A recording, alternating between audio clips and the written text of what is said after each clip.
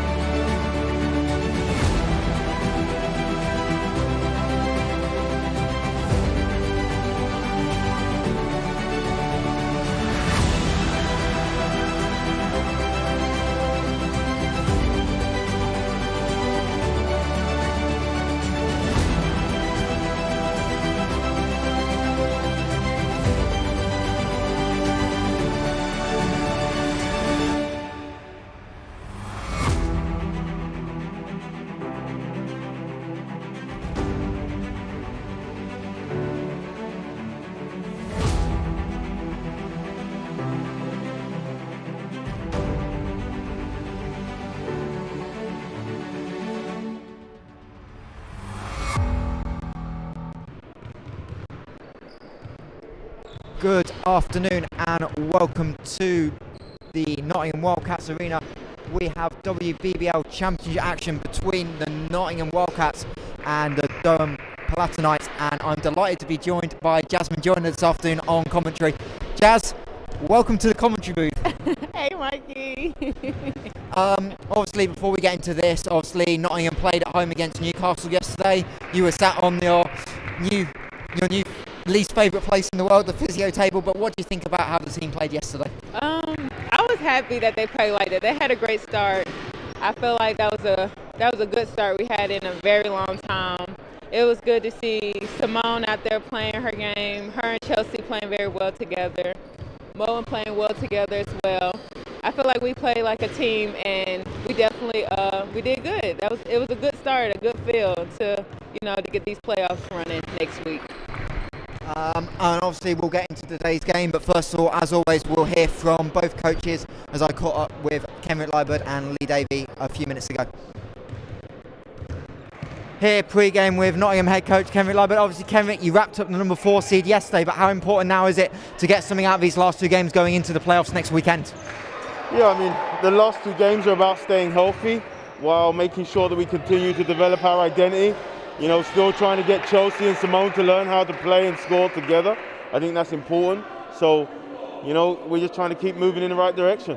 And yesterday we saw you rotating some of the academy kids. You were pleased with their performances. What do you want to see from that group today as a whole? Yeah, I mean, we want to see some of the supporting cast come in and really kick on from what they did yesterday as we go into playoffs, and see who we can use and who's going to be ready in those situations. And obviously a Durham's team have got a lot of interior presence with the likes of Claire Paxton, Cara Elderkin. What do you need to see on the defensive end to try and limit their touches and reduce some of that scoring?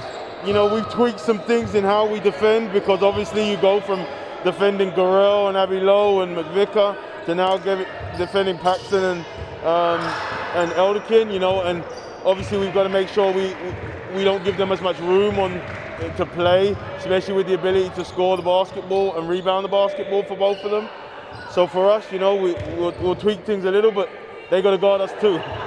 Well, Kenrick, we'll go let you get ready, and best of luck this afternoon. Yeah, thank you very much. We appreciate everything you guys have done as a team, and we feel like, it's been real good to have this opportunity to have the stream go live, and the support staff and Kieran and you and everybody that's been involved. So thank you very much.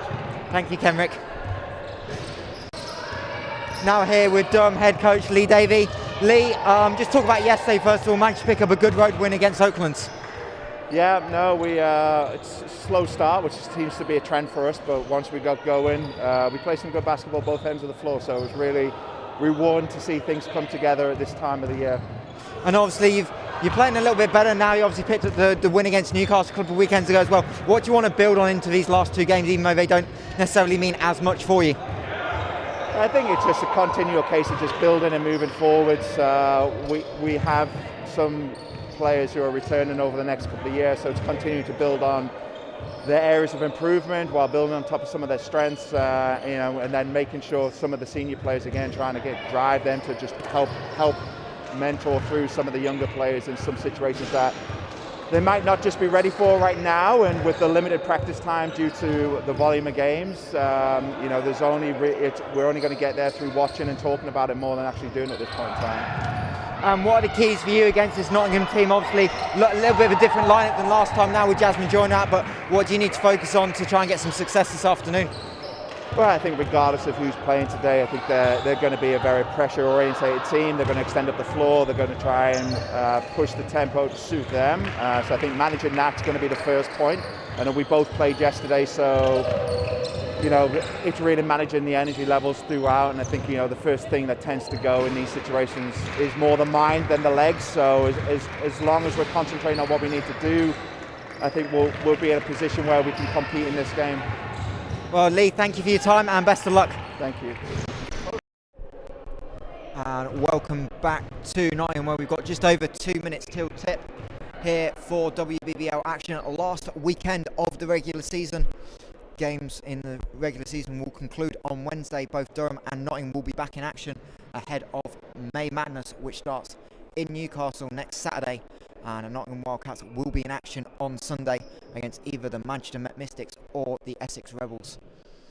As alluded to in those pre-game interviews, both teams in action yesterday. Nottingham Wildcats picked up the home victory 85-74 over the Newcastle Eagles, and it was double-doubles for Chelsea Shumpert and Merle Lundquist for the Wildcats, and Simone Costa with 26 points, 19 of which came in the first half. As for the Eagles, it was Alison Gurrell leading the way with 21 points. For Durham, they were on the road to the Oaklands Wolves, and having clinched the playoff spot, Oaklands Wolves rotated their bench a lot deeper yesterday and gave minutes to everyone, and Durham came out with a strong victory. And as always for Durham, it was the forward duo of Cara Elderkin and Claire Paxton doing the damage. Claire Paxton 19 points, 19 rebounds yesterday, and Cara Elderkin with 23 points and 11 rebounds, and she will be in contention for a shot in the team of the year come the end of the season. Nottingham coming into this game having wrapped up that 4th overall seed for the playoffs yesterday, and they are now looking to try and finish the regular season with a winning record. They're currently 10-8, so one more win will get them above 500 for the season. As for Durham, they are trying to get off the bottom of the table. They're now tied with Caledonia at a 3-15 record, and have the game today, and they will finish the season against the London Lions. And yeah, as obviously we talked a bit about yesterday's game, but today we spoke to Kenrick about pre-game. It's a chance for the youngsters to step up as well with these 2 games off. And just talk about, from your point of view, obviously as a player, and obviously now seeing them on the sidelines in practice, how they've developed as a group over this season. Oh, I love the little young ones. They have just a burst of energy. They play hard, but most importantly, they remind us about what fun is. And I feel like they just bring that burst of energy. So to know that they will be playing kind of probably majority of this game, it's going to be fun to watch. I can't wait to see the improvements of how they've grown over the last 3 years. And obviously, we'll talk a little bit more as the game develops about the inside battle, but obviously, your absence has given a lot more opportunity to praise inside, and just talk a little bit about how, in particular, she's developed and helped this team grow. Praise, like I said, she just have a burst of energy as well. When she get on the court, she brings something different. She brings the communication, she brings the length. So she has improved very well for the past 2 weeks ever since she came back with the whole COVID situation. So once again, it's going to be fun watching her play as well with the other young ones. She just brings energy and she brings hard work. And Durham already out onto the floor in their purple home kit. They will start with 0 Claire Paxton, 7 Katie Bennett, 12 Ellie Hutchinson, 21 Cara Elderkin and 24 Yasmin July. As for the Wildcats, same starting 5 as yesterday, so 1 Chelsea Shumpert. Sorry, not the same starting 5, a slight change for Nottingham, in fact. Look at Chloe. Yes, so 1 Chelsea Shumpert, 9 Chloe Gaynor getting, I believe, her first start of the season, 12 Moa Lundqvist, 14 Rebecca Dromo and 24 Simone Costa. And before we get underway, make sure you stay with us for the end of the first quarter, where the May Madness giveaway, we will be able to reveal the winner live on air, something that no one, including myself, has yet seen.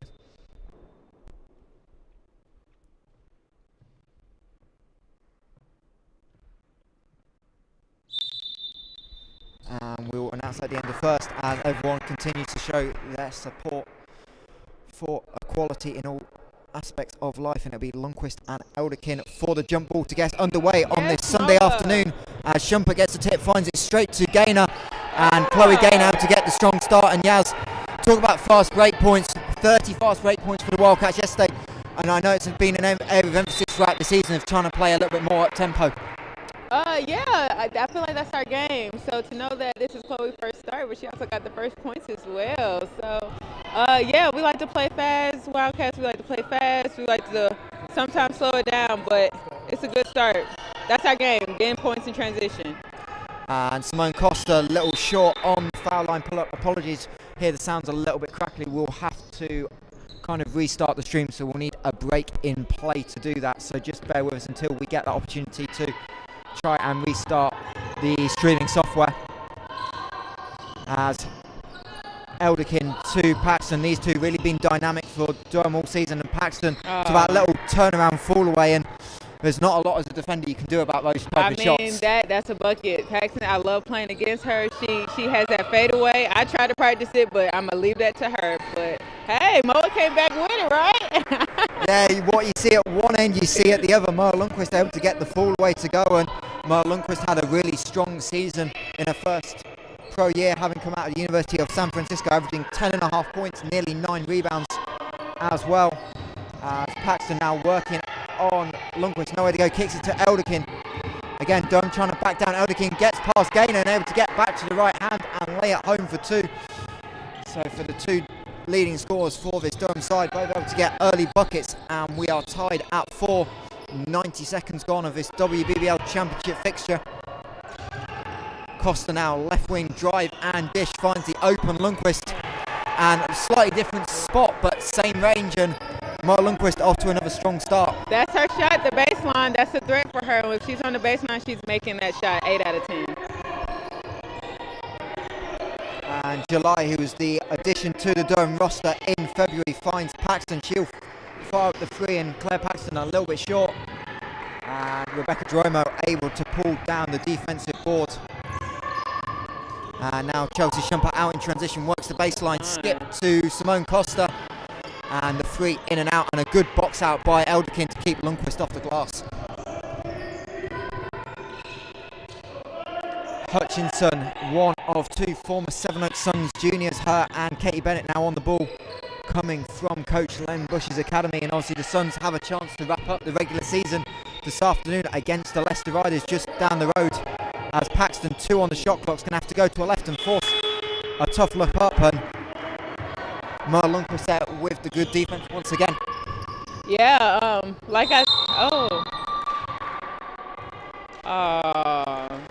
And Simone Costa just trying to split that double team, and and just took one too many steps. But just talk about Moa's impact on the defensive end. Obviously, you got that dynamic going early in the season with her being able to be so versatile with guarding the inside and the perimeter. Yes, Mo is a very good aggressive defender, especially in the post. As you see, when me and her play together, she always mostly get the post dominant. I probably get the 4. Nice spin move. But yeah, Mo, she's good. She's working on the outside of it. So. And here again, Chelsea Shumpert, as she often does, trying to find early shots in transition. Long 2, just a little short this time, and Jasmine July will come away with in transition for Durham. Finds Paxton. And now Bennett with the ball, 10 on the shot clock, finds Elderkin. She'll throw up the rare 3, but Cara Elderkin able to get it to go. And something we don't see a lot of from Elderkin, only a second made 3 of the season. Hey, I mean, she's shown she's a threat at all times. Good find. And Chelsea Shumpert able to reject the ball screen, kick it out to Jeromo, but she can't get the 3 to go, but a good luck for the youngster. And the ball will trickle out of bounds with Durham leading by 1, 3.5 minutes gone of this first quarter. And I say we'll talk more about Cara Elderkin during the game, but she leads the league in minutes at 37.5, and here she is setting the screen for Bennett. And Hutchin passes up the wide open 3 to find Paxton. She'll drive on Costa, but good defense by Simone Costa to stay in front and force a tough look, and Chloe Gaynor able to come away with the board. And Wildcats now just trying to have a little bit of ball movement early in the offense. And Shumpert, guarded by Bennett, kicks it to Costa. 8 on the shot clock. Simone Costa, second look at a 3 this afternoon. And again, just can't get it to go. So Wildcats starting a little bit slow from downtown. They're now 0 of 3 this afternoon. As July went to pass to Bennett, but Katie Bennett on the back cut. Just a little bit of miscommunication, and both coaches will go to the bench. Checking in for the Wildcats, 15 Shania Rose and 7 Mariam Olawayan. And as for Durham, it's 5 Goretti Hurtado Barbito, who will replace Jasmine July. And some of our little young ones are coming in, so maybe Karen see our little legs are tired from yesterday. So hopefully them shots come falling down. And here's one of the Academy Wildcats. Shania Rose finds Rebecca Jeromo. Strong drive by Jeromo, kicks inside to Lundqvist, who just about keeps the ball alive on the baseline. And just a little miscommunication again between Gaynor and Jeromo, just passing to where the cut she thought it was going to be, but Rebecca stopped to space up. Yeah, I think Beck been pretty effective behind, getting her jump shot going on. So yeah, like you said, a little miscommunication, but hopefully we can get it back on the stop on D. As Elderkin open inside, decides against the open shot, but tries to go to the up and under on Gaynor, and she will be called for the reach in. First personal foul of the afternoon, and Cara Elderkin to the line. And Cara Elderkin, the 3rd most free throw makes in the league this season. Whoa. And shooting the foul shot at just over 74%. And just talk about, from your perspective, how tough a matchup Cara is. Oh my goodness, I remember my first time playing her. I remember a practice after I went to go practice her hook shot, but her hook shot is the most beautiful thing I have ever seen. Her shot is nice, and she's definitely one of the best posts I like playing against. She definitely tests your defense abilities. Yeah, and Elderkin's second season with Durham. The first season you played against, of course, she was in the black and white colours of the North East rivals at Newcastle. Yes. So a little local movers. Lundqvist in the block now, working on Elderkin, finds Gaynor, and she'll get the wide open foul line jumper. But again, Nottingham struggling a little bit to find their jumper right now. But legs a little tired, but hopefully they warm up soon and we can start knocking down shots. I'm just happy we're taking them. And Lundqvist with the strong move to the rim, but blocked from behind by Claire Paxton. Claire Paxton averaging 1.5 blocks a game, 4th in the league. And it'll be another youngster checking in for the Wildcats, Maisie Everson, wearing 5. That's shooter. And we'll see what Nottingham to do. 4 seconds left on the shot clock. It'll be Shania Rose on the inbound. Everson wide open in the corner. Clap to get Rose's attention. Hey! And I told you, get them French legs in, we're going to knock down shots. And that's Maisie for you. And Maisie, as you said, got some minutes against Cardiff on Wednesday night. And talking with Coach Cameron Live after the game, he was disappointed that the players weren't finding Maisie. She can knock down the shots. So Yes. there she gets one going early, and the reach in by Moa Lundqvist will be her first personal of the game, and Gerda Mordentunite in for Durham. Mordentunite suffered that ankle injury back in the league, in the trophy game, in fact, in February, and she's only just come back from it, so a lengthy spell on the sidelines, but Coach Lee Davey happy to get her back for the end of the season and get her some more Cannot minutes. leave her open. She is going to knock down shots. I'm telling you. Claire Paxton, she's a triple threat, and she's actually funny, too. So I love playing against her in every matter. Yeah, and Claire Paxton again putting Durham in the lead. 4 minutes left of this first quarter as Moa Lundqvist goes to the fadeaway, but blocked by Elderkin. Strong defense by the Durham post, and Durham now looking to push the tempo with Barbito, reverses it back to Elderkin. And we talked with Coach Kevin Liebert again. In fact, the challenges Durham have with the post of Elderkin and Paxton as Bennett goes to little runner, and Katie Bennett just can't connect. I mean, even though the young ones are in, and most for both sides of the team, it still is a WBBL game, and it feels like it. The atmosphere hasn't dropped. The competition's good, you know. So. And now Olawain just trying to force the ball into the rolling Moa Lundqvist, but a little too strong on the pass, and Durham another stop, third turnover of the first quarter for the Wildcats. And now Elderkin with the skip pass to Bennett. She's going to drive on Olawain, gets the baseline angle cut off, and Mordentunite now working with 5 on the shot clock. She'll force the runner up, leave it short, and the ball will trickle out of bounds. And in for the first time for the Wildcats, wearing 6, DJ Casanova. And Wildcats able to go to this little bit of a smaller lineup. It's with really Shania Rose in at the 4. It's really good to see DJ in. After her injury, it's good to see her back on the court. I feel like she's getting more comfortable with being back on the court, playing basketball and everything like that. Especially yesterday when she shot the 3. I feel like she's going to come in and she's going to want to hit some more of that. So I can't wait to see how she responds to all that from yesterday's game. And in for Durham as well during the break, Ava Patesha wearing 9. So Durham with Liz van Straten out with injury, just going to rotate the 8 today, and Coach Lee Davey getting everyone in nice and early. And the ball deflected out of bounds. It'll be DJ Casanova to trigger the baseline out of bounds. Olawain goes to a little pull-up, little long, but Shania Rose able to pull down the offensive board for Nottingham. And another key attribute to this Wildcat side down the stretch is the glass of Everson's 3, this time off, and Shania Rose can't pick it up, and looks like Nottingham now going to go to a press with the youngsters in. Double team on the ball, but Paxton able to find Mordentunite, and Durham had a brief 3-on-2 but can't capitalise as Wildcats able to get back behind the ball. As Barbito fires up the 3 just a little long, but Claire Paxton with the size advantage able to get to the glass. And now 7 on the shot clock for Barbito. Had a strong outing yesterday against Oakland's 12 points. Paxton gonna fire up the 3 and leave it short, and Coach Kevin Liebert asking for tempo on the sideline with this younger group.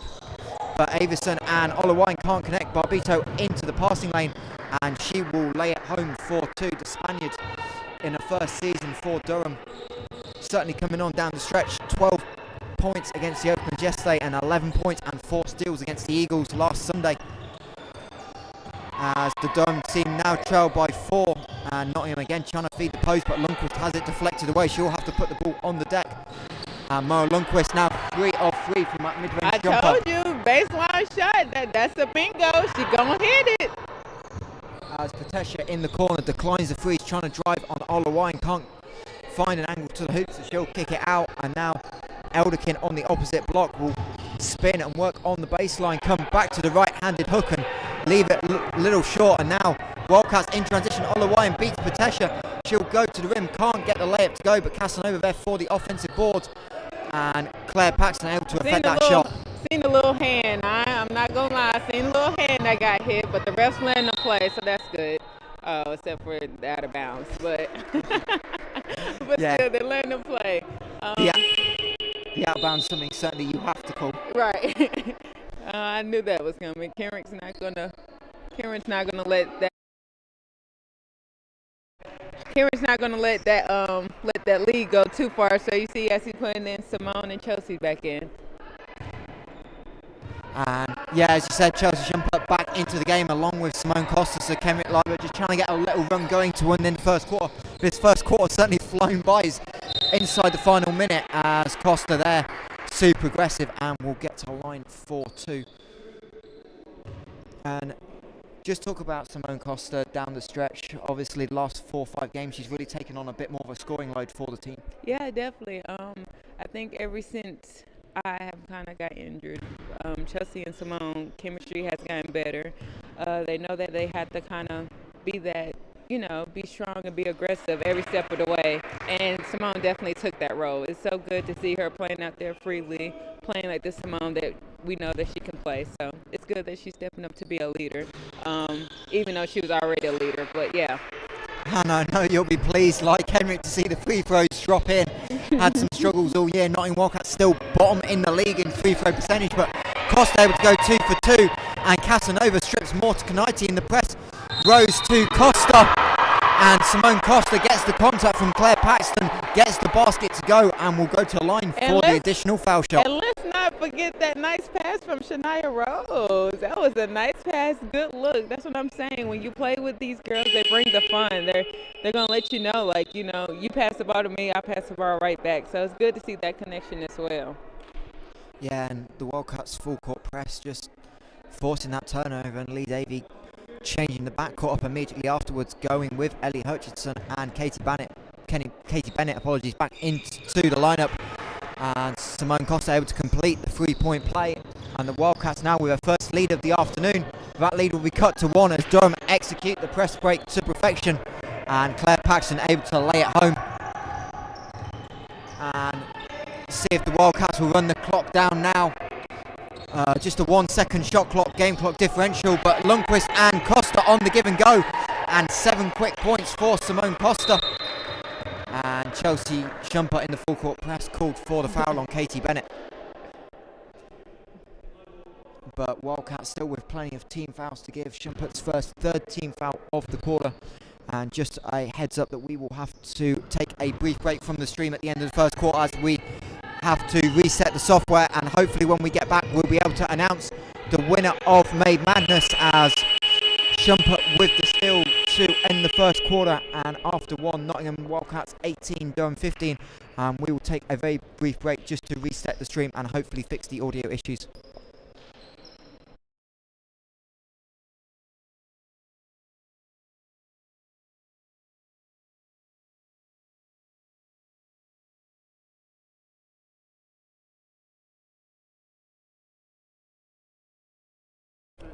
Yeah, please. And welcome back to the Nottingham Wildcats Arena. Hopefully the stream should be up and running, and if you can just let us know about the sound issues. Welcome to the commentary position here in Nottingham, and we are now able to announce the winner of May Madness. I have the magic envelope, and Jazz, you're going to have the privilege of opening it and announcing who has won. This is something that none of us know about, so see if your nails aren't too long that you can actually manage to open this. They have their multi-purposes, Mikey. They have their multi-purpose. All right. What we'll do with this, hopefully Jazz gets open, is the club will be in contact, and the winner is The winner chicken dinner is Crystal Sarah Sargent. Yeah, we'll go with Sargent. Crystal Sargent.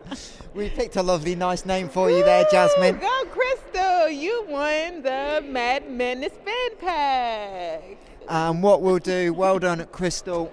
We will get in contact with you in the coming days and arrange what we will do with your prize. And obviously, May Madness this year, the playoff tournament.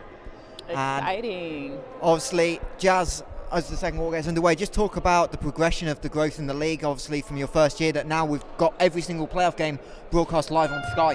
Oh my God, you're going to be on Sky Sports. I mean, I think it's fun, it's new. It's the fact they're putting a microphone and a discovery for the March Madness. Oh, Crystal's on there. You're welcome, girl. Have fun with your little fan pack. You got a lot of stuff.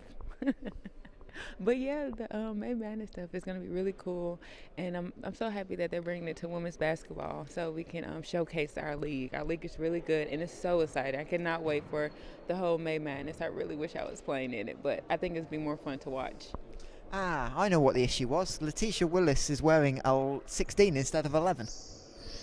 So she's either wearing the wrong kit or someone put the wrong number on her kit. But we can fix that and play. And Letitia Willis, again, another one of the Academy Wildcats in, along with point guard Natalie Charity. So hopefully Kenrick Liebert are letting the youngsters roll again all quarter. And Chelsea Shumpert there blown by Katie Bennett. And Katie Bennett able to lay it home for 2 and cut the deficit to 1. Mind it was Nottingham 18, Durham 15 at the end of the first quarter. Shumpert works on the baseline, tries to find Costa, but Ellie Hutchinson in the passing lane, and Simone Costa will be called for the foul in transition on Hurtado Barbito, and she will head to the line for 2 shots. Letitia is another one I work with in practice since she's like a post as well. She has a very good spirit, funny human. She brings the light as well to practice, so it's good to see her out there, and also good to see Nat out there as well. She's trying out different things, and she's one you're going to have to watch for. She's on these 15. Yeah, that's I can't wait to see her in the next 3 years. She's going to be real nice. Yeah, Natalie having joined from the Bristol Flyers, having had their WBBL Division 1 season cut short with COVID. So Natalie making the move to Nottingham and getting some experience with the WBBL. And here she is getting the handoff, and now the screen finds Chloe Gaynor on the perimeter. And now the ball into hands of Costa, 7 on the shot clock. Chloe Gaynor with the wide open jump shot, can't connect. Fight for the rebounds by Simone Costa, but the shot clock will run out as the ball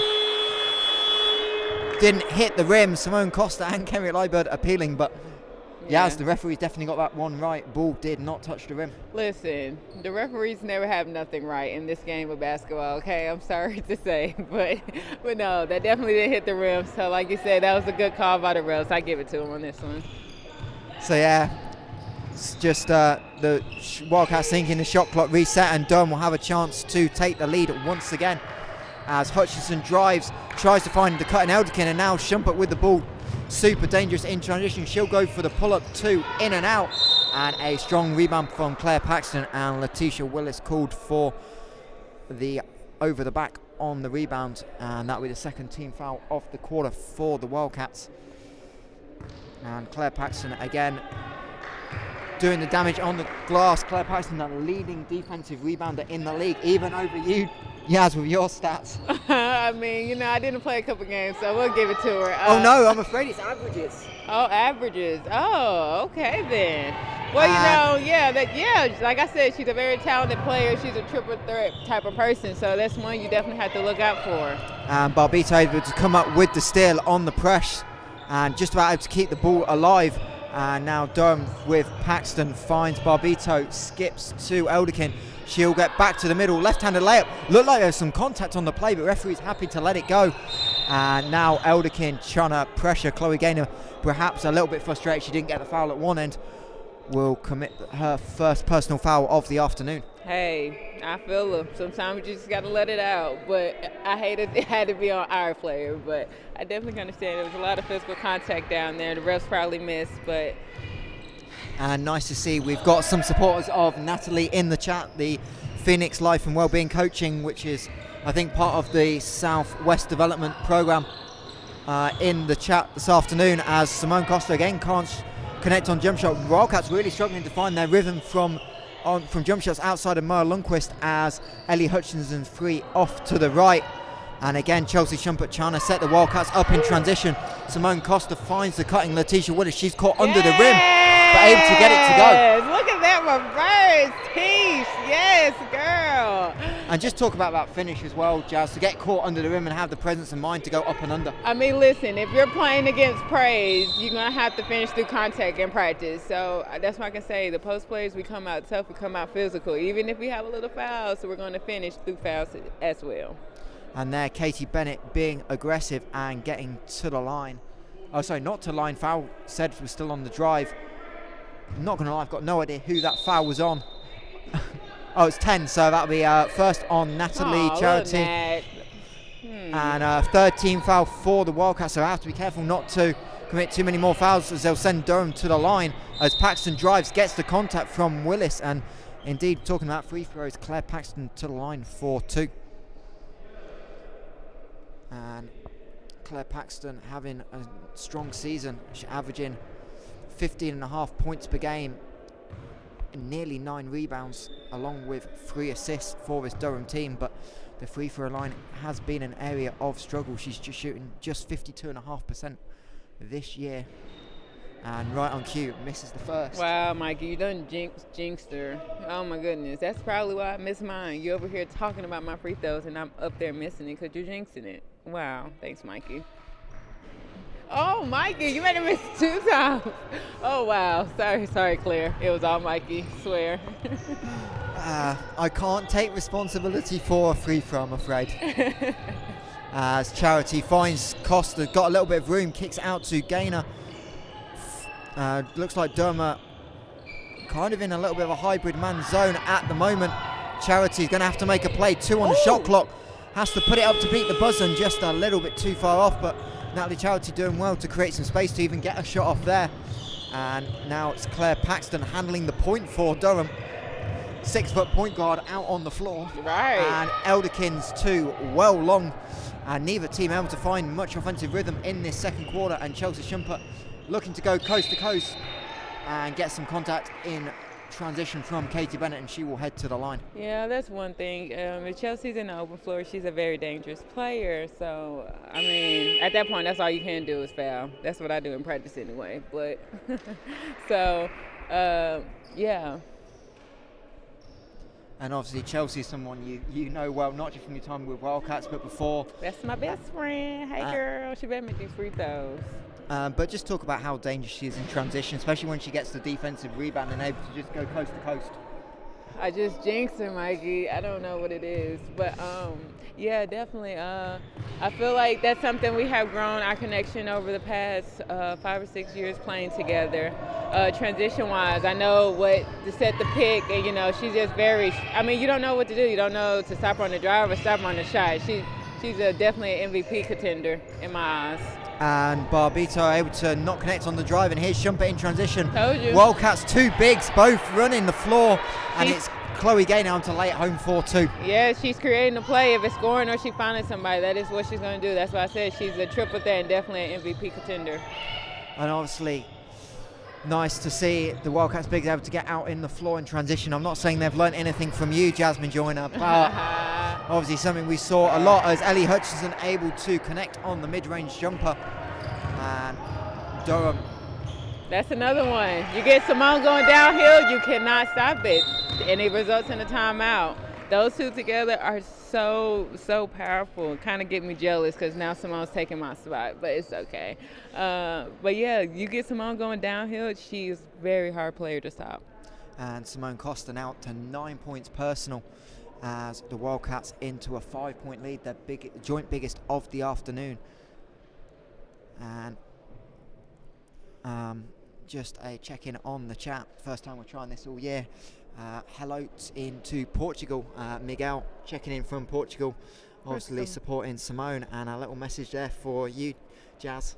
Oh, Jazz, we miss y'all. I miss y'all too, but y'all can hear my voice for the next 30-45 minutes. So make sure you guys want to chat in. Y'all talk to me. Hey. And what we will do as well, we'll keep an eye on the comments. If you've got any questions for Jasmine, anything about her previous college career, time here in Nottingham, anything you want to know, stick your questions in the chat and we will get to some of them during the game. And I know, just having a look over my shoulder during that timeout, Jazz has one eye on the game currently going on in the Northeast. Newcastle Eagles and Manchester Met Mystics. Playoff seeding ramifications up in the Northeast. And currently at half-time, it is the Manchester Met Mystics with a 39-27 lead at the break. And a Mystics win would clinch the 5th seed and a date with the Wildcats next Sunday at the Virtue Motors Arena for May Madness playoff quarterfinal action. I don't know if you know, Mikey, but that was the last full game I played was against the Manchester Mystics. This is semifinal, and I have to say that if I had to end it on any type of way, I would have ended it that way. That was a very exciting game, and Menzor created a he pictured that moment if you guys haven't seen it. So that would be good to look at for the quarterfinals of the game. And Elderkin able to take the contact from Gaynor and lay it home 4-2. Cara Elderkin shooting 50.6% from the floor this season, and she's had a really strong season for Durham and will be in Team of the Year contention. As Shumpert fires up the three, in, out, and drops, and Nottingham Wildcats feels like for the first time in a while gets a three to drop. She did a stare down and look. We got to get them legs up under her. That's good and everything. I just feel like with all these double-doubles and triple-doubles that we have that WBBL playing, I'm surprised they're moving right now, because if it was the other way around, I'd be on that bench. And Shumpert nearly able to get the steal on Bennett, but Katie Bennett now with 3 on the shot clock finds Paxton. She'll have to force up a tough three fading to her left, and the ball will head out of bounds. That was a really good defensive stop by the Wildcats, but I don't understand the confusion of the air ball. Wait, what happened? Yeah, it should be a shot clock violation because the shot clock went off in the air. And we'll just see what the discussion is. I told you, these refs, they're never right. They said apparently that it touched the rim. It should be a shot clock violation, so I'm not sure what they're saying. Unless the ball was in the Nottingham Wildcats' hands to the change of possession and someone stepped out of bounds. That can be my only theory on that one. We'll have to. I don't know. I seen the net going left and right, so.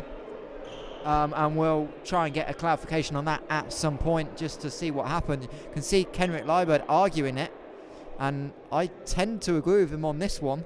We'll see, but it looks for now like it's going to be Durham ball from the end line. And Rebecca Dromo at the scorer's table ready to check in.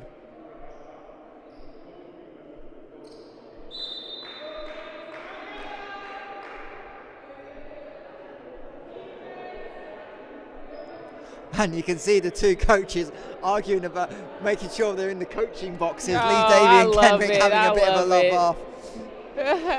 And it will be Chloe Gaynor taking a break for Droma, and indeed, rather miraculously, Durham ball on the end line, and we'll see if they can capitalise as Paxton gets all the way to the right-hand side of the rim on Shania Rose and lays it home 4-2.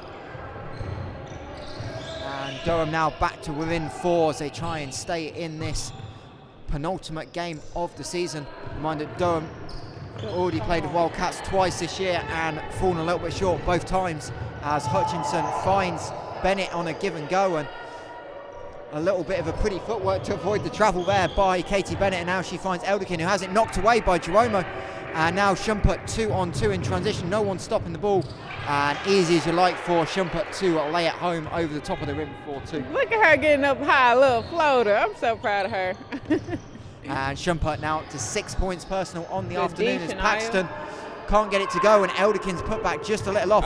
Claire Paxton seems to be back hurt, and hopefully she's okay, but Nottingham will have a 5-on-4, and Elderkin reaches in on Moa Lundqvist and will be called for the personal foul. And I believe if that is on Elderkin, that'll be her third personal foul, so a little bit of foul trouble for Durham. Well, it's good to see Paxton back up and walking. Hopefully it was just a cramp. Injuries is so terrible a part of this game, but hopefully she's still holding her calf, so hopefully it's just a cramp. Yeah, and Lee Davey with his side trailing by 6, 4 minutes left of this first half, or just under, will use his second timeout. And Jazz, the first question of the day for you. What is your highlight of your time in Nottingham so far? And you've got plenty to choose from, being here for 3 years by now, so I'll give you a little second to think about it. Yeah, that's really tough. I can't remember what I had for dinner last night, and we're talking about highlight.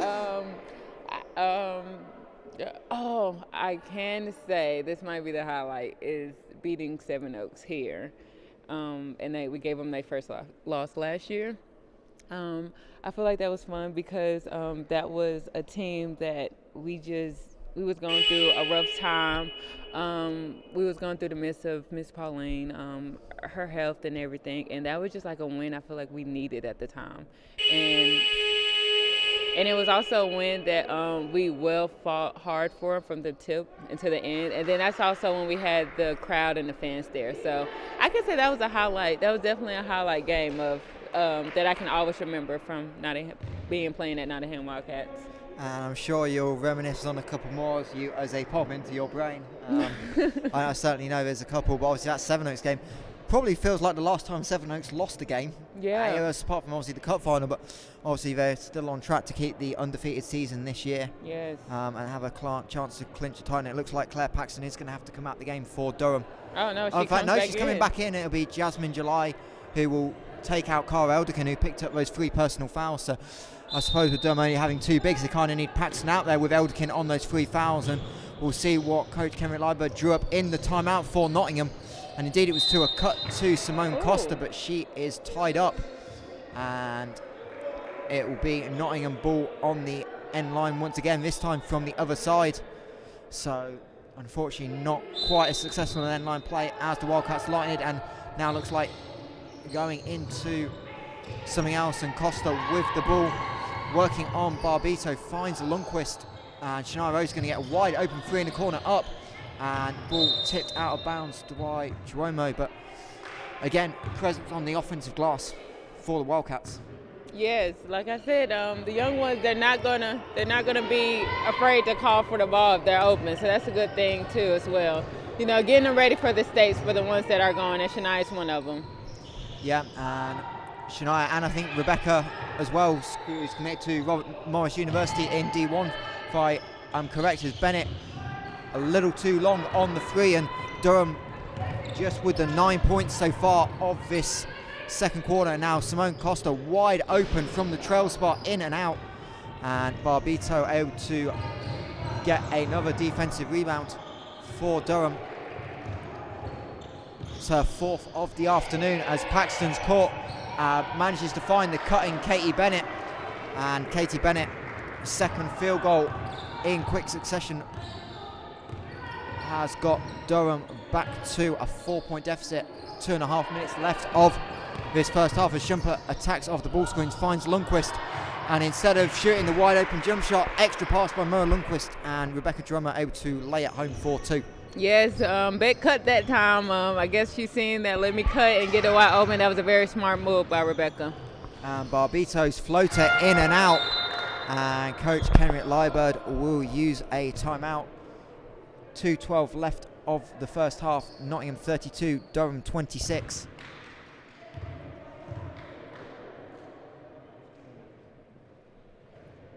And again, we'll obviously, for those joining us late to the stream, we were able to announce Crystal Sargent as the winner of the May Madness giveaway at the end of the first quarter. We've already seen Crystal pop up in the chat, so congratulations again to Crystal. And just a little bit more about May Madness. So next weekend, WBBL takes centre stage. Quarterfinals up in Newcastle. So on the Saturday, it will be the 1 and the 8 seed, followed by the 2 and the 7 seeds going at it for a place in the semi-final. And then on Sunday, it will be the Nottingham Wildcats taking on either the Manchester Mystics or the Essex Rebels. And the London Lions will also be in action, with the Lions having dropped that game yesterday to Leicester, locking up the number 3 overall seed. They are, Nottingham and London, the only 2 seeds we know right now heading into the final few games of the regular season. And then a few days later, all eyes will turn to Worcester on the 7th of May for WBBL semi-final action. Both semi-finals will take place on the Friday night, and the final in Leicester on the 16th of May. 3 p.m. tip-off for that. And that not only will be on Sky Sports YouTube channel, but Sky Sports Arena as well. So the full stage for the playoff finals, and obviously the playoff finals, again, sharing stage with the men, but a lovely tip time. And Yaz, obviously I know the game didn't quite go to plan, but just talk about the occasion of playing in that final. Obviously the showpiece game, men and women at the same time on the same day. Well, the 2 minutes I wasn't crying. It was fun. I mean, the atmosphere was still there. Even though it was a devastating time for me, I was just, once again, I was happy that that we got to be there, that we got to actually be in that experience. I still can say no matter what, I went to a final, you know, throughout my whole 3 years of career. So, and once again, it was nice to play out there and the trophy was there looking at it. Nice move, Moa. Moa Lundqvist has been a little bit quiet in the last 10 minutes or so, but there, really nice footwork on the pump fake and able to get the up and under. And now Hutchinson finds Bennett. Durham unable to get anything going, so Bennett's going to put it on the floor. Fine Barbito, she's going to drive baseline, 6 on the shot clock. And Ellie Hutchinson off the little curl screen, able to get to the hoop. And Durham really starting to get some success finding cuts to the basket. Yeah, that was a really nice play. Like I said, this is going to be a very good and tough game that we're going to have to try to beat with the young ones playing, but I know our young ones can step up to the competition. Now Casanova off the bench, 3 is off to the right. And Hutchinson with the defensive rebound. Nottingham now 2 of 9 from 3 early on this afternoon. Durham 1 of 9, so neither team really finding their rhythm from beyond the arc as we're into the final minute now of the first half. Barbito driving on Casanova, blocked by Mariam Olawayan on the block. Rare block for Olawayan, Wildcats in transition. Lundqvist to the wide open Everson. And it's nothing but buckets that Maisie is giving today. Do you hear that net? Okay, Maisie. And that was a beautiful find that Moa found. Yeah, Moa Lundqvist with her 3rd assist of the first half. Averson's 2nd triple. And the Wildcats lead, the biggest it's been all day, as July working on the left goes a little stop and dish. And Jasmine July with her first points of the afternoon for Durham.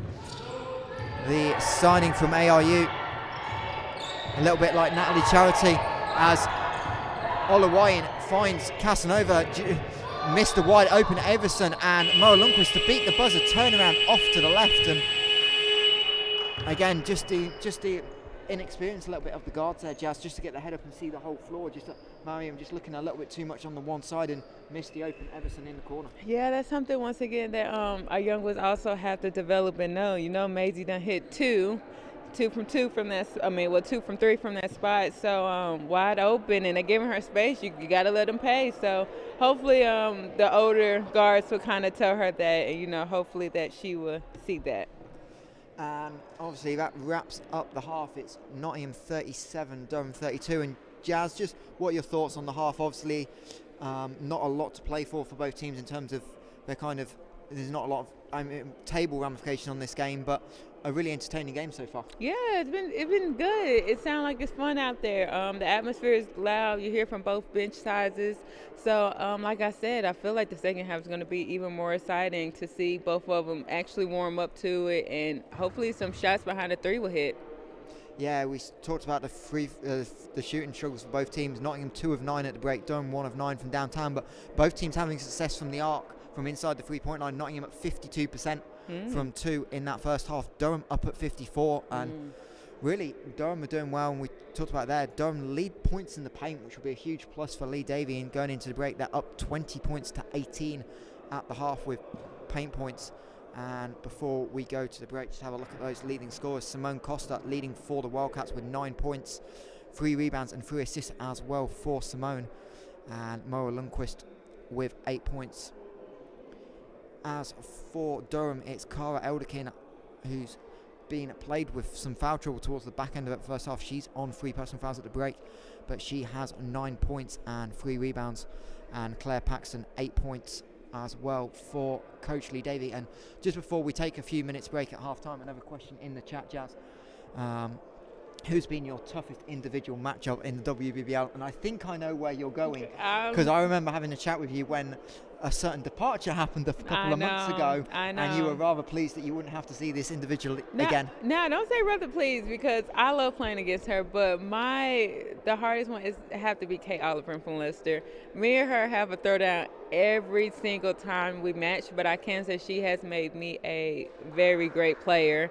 I'm always looking forward to play against her. she's good on offense, she's good on defense. She has to actually make me have to get in my bag and try to bring something different for her for each game. So I hate to see her go, but I wish her the best of her journeys, that she's went on to a better team, and I know she's doing awesome. And I say pleased not to see it, because obviously at that point you're obviously in a position where you can see Leicester again, and it's always a little bit easier without someone like Kate Oliver on the floor. Yeah, definitely. Now, she was a triple threat inside and outside. Like I said, she made the whole Leicester team. But like I said, she was definitely one that I wasn't looking forward to, but I was looking forward to. So yeah. So we are going to take about a 4-minute break here in Nottingham, but make sure to stay on the stream and we'll continue the chat after some adverts and a quick break for ourselves. Yeah, so y'all go get y'all snacks and make sure y'all come back for the second half for the Wildcats and Durham game. I'll see y'all soon.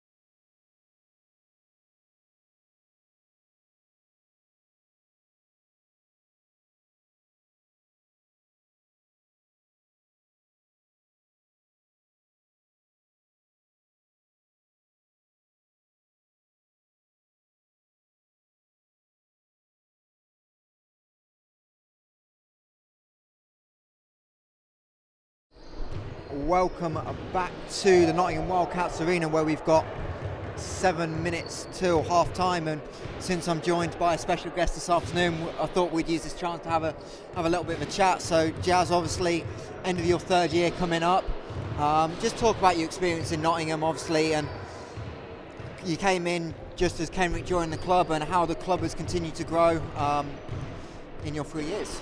Yeah, I can definitely say this probably was the hardest season during a middle of lockdown. So normally we all as a team will hang out, we go to places and hang as a team, but I'm happy that we still find ways to hang and have a chemistry as a team. But no, over the past 3 years, it has grown so much. The league has gotten harder, the league has gotten more talent.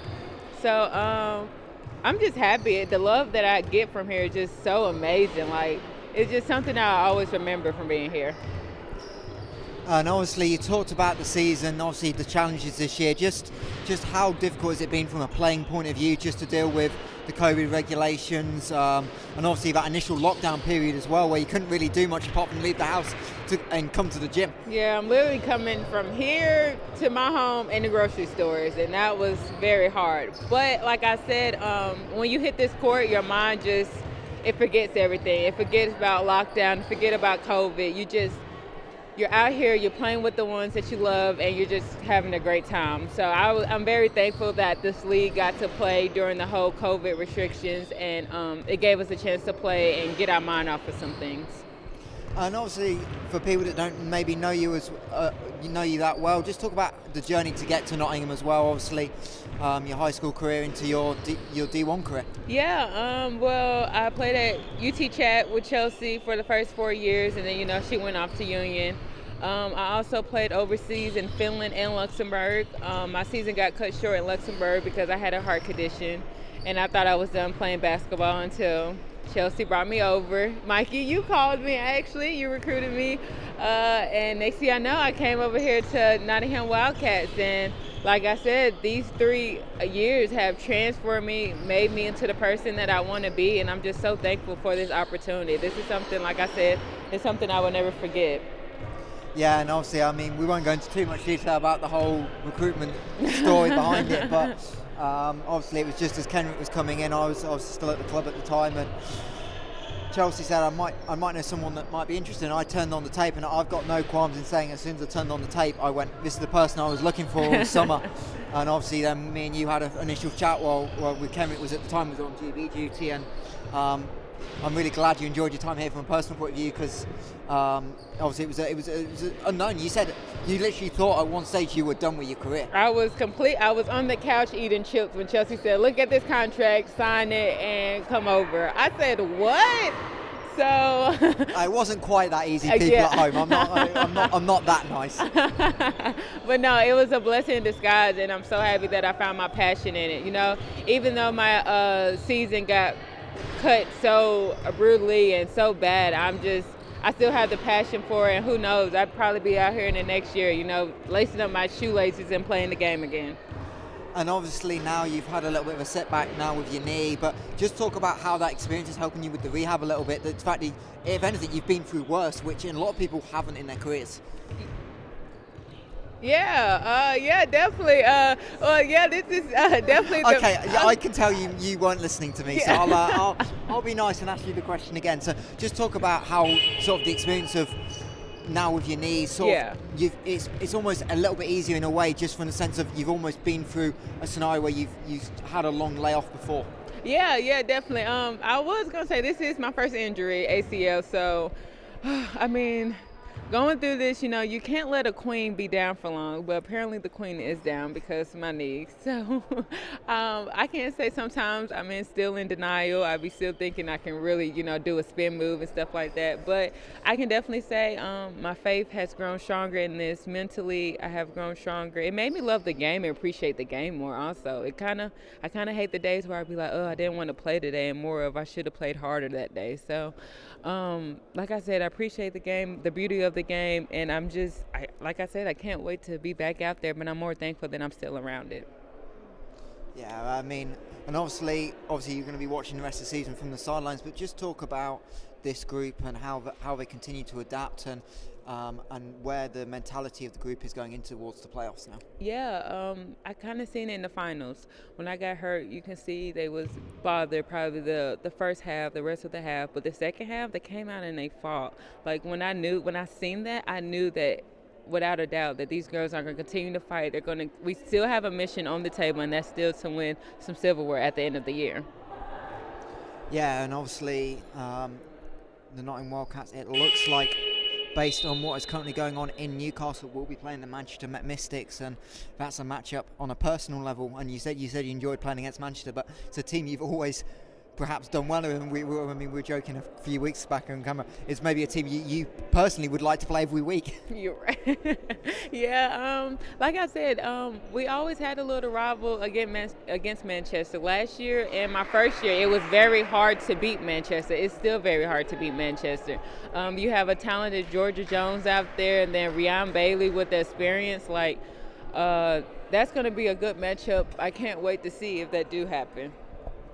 Yeah, for sure, as Durham are the first to head out onto the floor. The players are out early, but the clock won't allow us to start early, so we're going to have to fill for another 40 seconds here. So out on the floor for Durham, Katie Bennett, Cara Elderkin, Claire Paxton, Ellie Hutchinson and Jasmine July. And as for the Wildcats, again going with the youngsters to start the second half, Maisie Everson, DJ Casanova, Shania Rose, Chloe Gaynor, who had 7 rebounds in that first half. Ooh, and Moa Lundqvist. And a reminder for those of you joining the stream a little bit late, it is Nottingham 37, Durham 32 at the half, and I am joined by Jasmine Joyner this afternoon. So hey. Any questions you want to ask Jazz, get them in during the second half and we will address as many as we can. And that lovely loud horn means that we are ready to get underway for the second half. And it'll be Katie Bennett to set Durham up in their offense. Hands it off to July. Finds Paxton, an early touch for everyone on this Durham roster. Elderkin kicks it to Paxton. Unselfish pass by Elderkin. Gets Paxton a good look, and Shania Rose able to pull down the defensive board. And she will find the youngster DJ Casanova. So Nottingham out on court with 3 of their academy players. One of them here, Shania Rose, with the floater. With the floater. I like that, Shania. Shania, like I said, she's one of the ones that has expanded her game. You know, so she's learned to put that jump stop and that floater in her game, and I love to see it. And a little bit of confusion on defense for the Wildcats. Gave Katie Bennett an open lane to the rim, but she missed the open layup. And it'll be Maisie Everson, who had those 2 threes in the first half, able to hand the ball off, and it'll be with Moa Lundqvist trying to feed it inside to Gaynor, and good defense again by Cara Elderkin in the post. And that's the other aspect of Elderkin's game that we didn't really touch on in the first half, is how good a defender she is as well. Yeah, she's very good. She's long, she's quick. So like I said, she's a very hard defender as well. You got to kind of use your mental skills. And Chloe Gaynor trying to beat the shot clock. It was winding down and no one was coming back to the ball in that situation. Obviously, I know you can shoot the 3 a little bit, but that's where you want as a big, typically you want a guard to come get the ball and try and create a little bit. But hey, if you got to take in your own magic, you better shoot that 3, girl. As this time Wildcats able to execute properly on the defensive assignment. July to Paxton, her 3 up, and Shania Rose with a good box out to keep July off the offensive glass. And Wildcats will have a chance to extend this 7-point lead. As Lundqvist with that little short jumper off the glass, just a little too strong this time for Moa Lundqvist. And she cannot get to double figures as July launches up the 3 and able to get it to go. Jasmine July with the triple, and the Sunday, the bank is clearly still open. That was talented. That was nice and talented. I need that in my game. And now see if the Wildcats can respond nice to pass, that. Correction, that July 3 was not a 3. It seems to be counted as a long 2, so she towed the line. Hey! Avison drives to the middle, floater just a little long. And July, having scored, pulls down that defensive rebound. And she will work on Shania Rose before finding Paxton at the top. As Hutchinson gets into the middle Very good gap Runs defense. straight into defender and about as blatant as trouble as you can get called for when you catch the ball. Yeah. Look at the referee and go, I troubled. Yeah, right. I just hand him the ball at that time. And now it'll be DJ Casanova handling the point for the Wildcats. Looks like Kevin Leiber going to give a lot of his senior players the second half off if he can do it.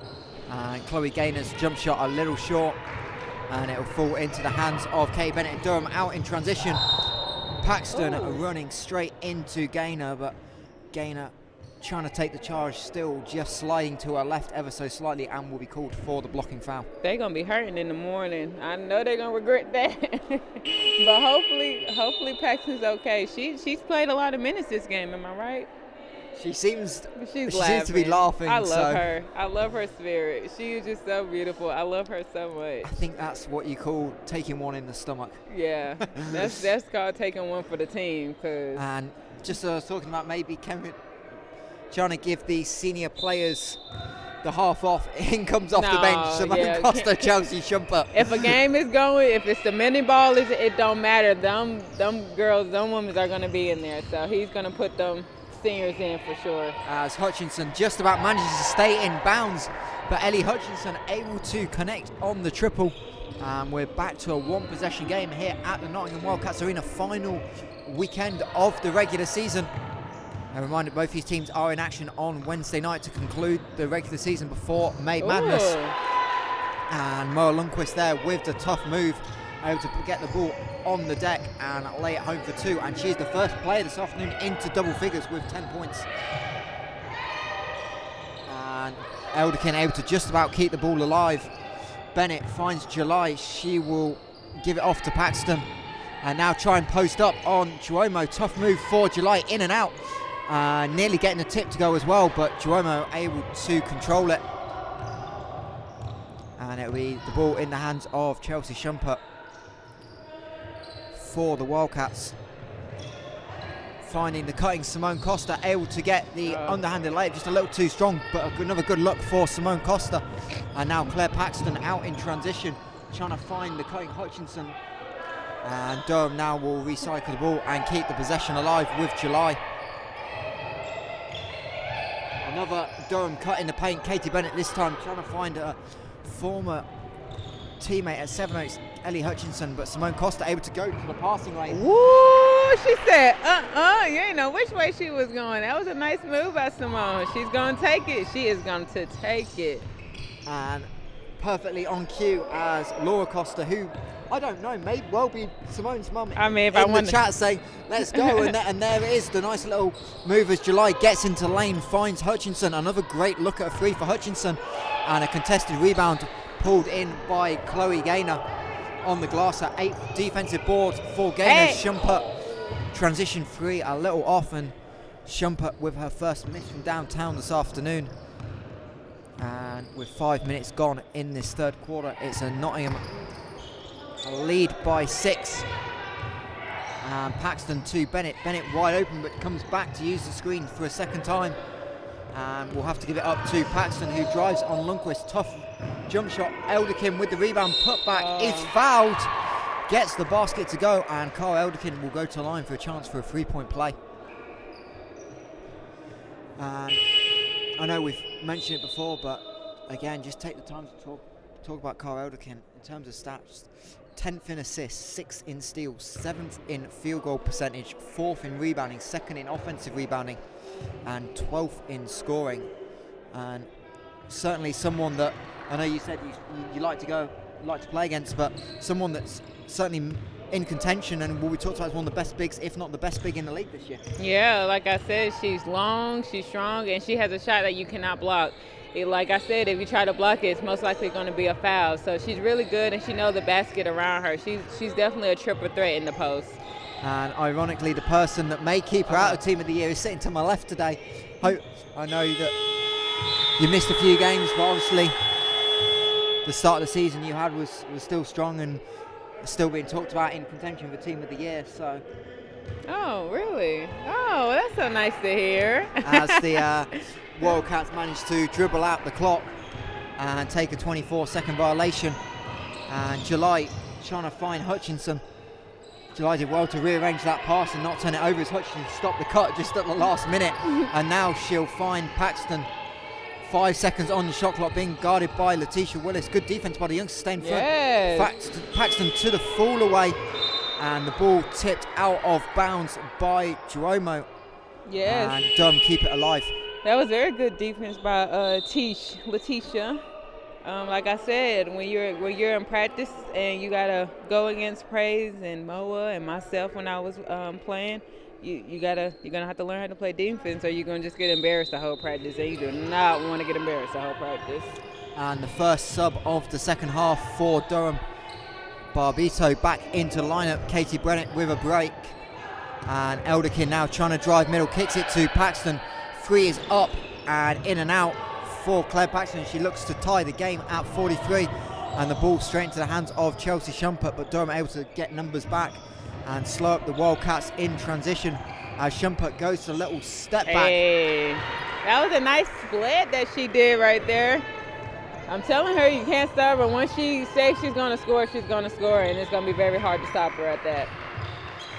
And Hutchinson now has made a couple of triples in the second half, finds July. She will launch up the 3. Good look, and the ball caught between the corner of the backboard and the rim. And we will have a jump ball, and it will be Nottingham possession once we get the ball. Referee asking where the balls are, and Look there's at about Praise. Oh Lord, Praise ain't played this whole game, and she, as everyone might not know, Praise can dunk. Please don't fall. And that's got to be the biggest disappointment when you come off the bench, say I got it, and you Praise, can't we ain't got time for this. Either get the ball or don't. Get it. One more go. God. Oh, well, we're going to be okay. Let's go, Praise.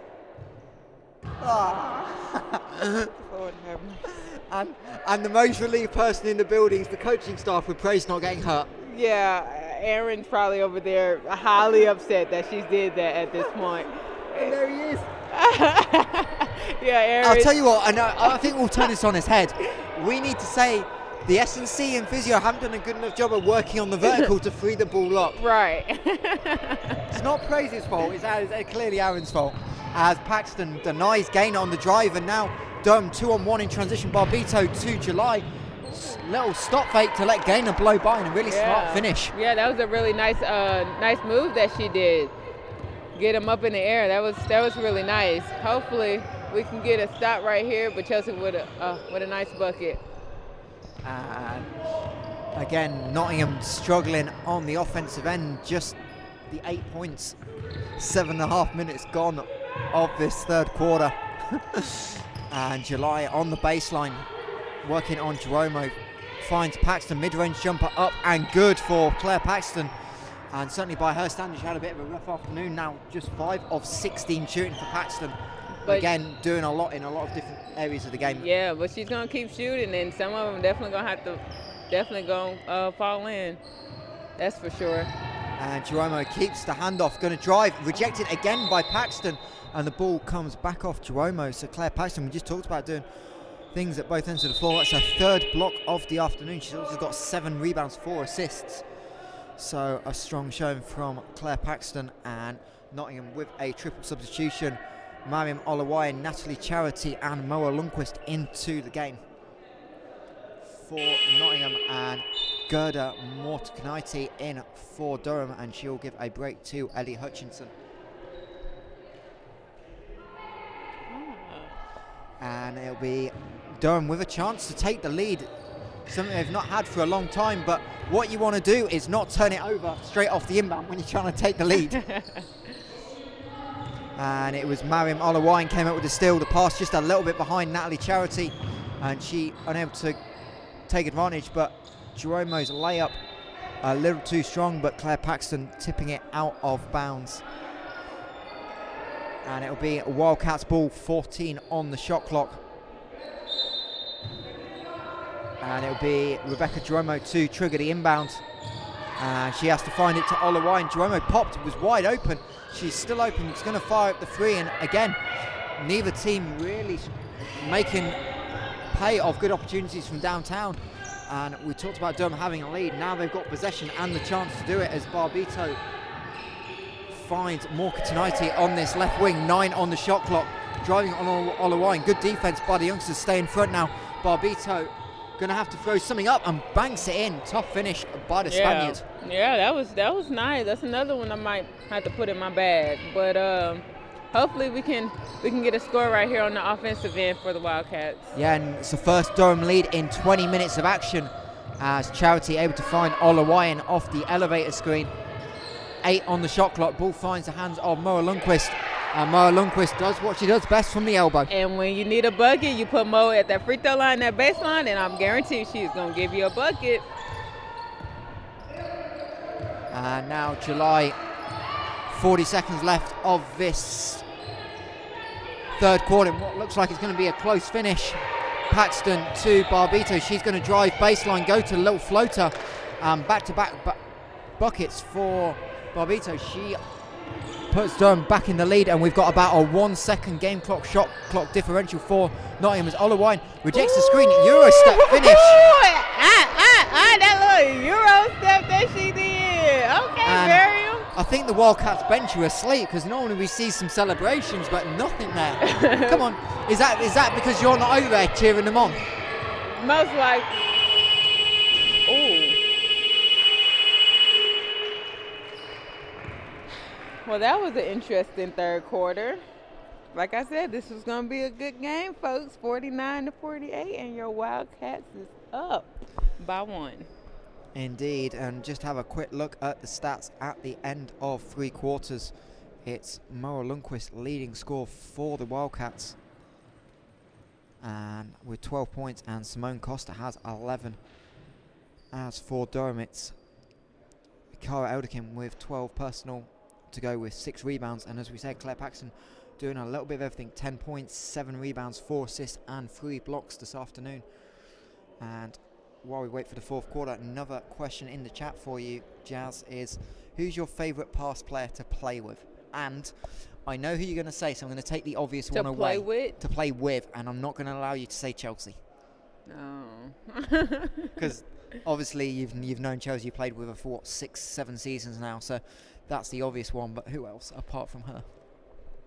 Well, they say pass. I'm guessing like as if like the team from last year. Anyone. This year, even players you played with the States that you're still in contact with and enjoy playing with. That's hard. Of course, we don't make it easy here on stream. Yeah, I don't. This might be my first and last time because this. Okay, I'm gonna do from Wildcats and from my past years. I might have to say is Sadie.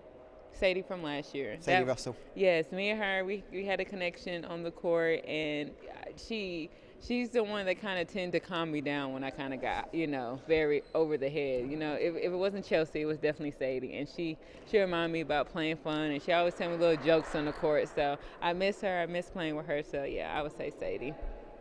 And while we're still waiting for the teams to come out on court, we'll quick talk about the 1976 challenge, and what the aim for Nottingham to do is during the month of May, along with May Madness, is to see if we can cover 1,976 kilometres. I said miles yesterday.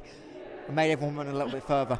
1,976 kilometres, either running, biking, swimming, walking, and all you need to head over to enter is head over to the crowdfunder, and all the details of that is on the Nottingham Wildcats website. And a shout out to WBBL Reviews Mark Milburn, who has signed up to do some distance after agreeing to basically cover as much mileage as the teams could make threes on a certain weekend, and the teams went mad from the 3-point line. So I think Mark's got 160 kilometres to do. As Palatinates will get us underway with a 3-point attempt, a little long, and we are set for a great fourth quarter.